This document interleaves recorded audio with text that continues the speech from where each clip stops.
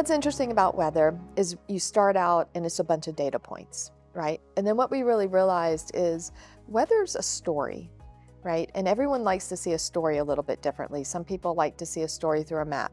Some people want to see a story through a video. Some people want to see that person telling them what the weather is, right? That we see on television. Same for digital. And so that's really our focus, is like, we are storytellers. We're telling you not only what the weather's going to be, what could that mean to you? But one thing that's very unique to you is that you have a huge app, loyal user base, right? And then you also have a huge web presence.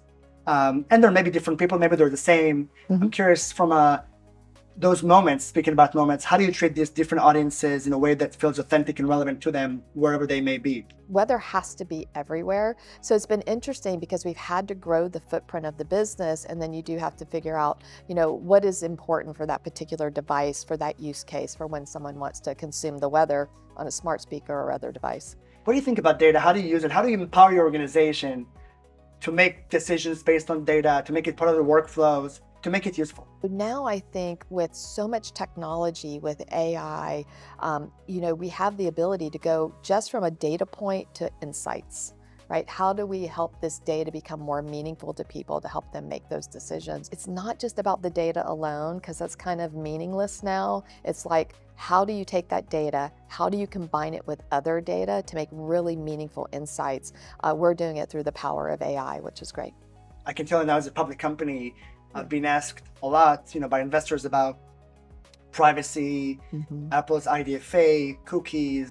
How does all of that affect you? Cookies, IDFA, data privacy. What you thinking about that? I'm a huge advocate of consumer privacy. I think it's critically important, and I do think it's something that has been overlooked for many, many years. The thing that I think is unfortunate is, as an industry, we've let a couple companies educate our consumers, my consumers, right? They're not their consumers, on what's happening. And I think they've done it with a very scary tactic, right? At the end of the day, I need you to give me a little information. I need you to give me your location. If you want the best forecast, I can give you that. In exchange, I'm going to give you some value. You're going to give me some value about yourself. And that way we can better have the marketers connect.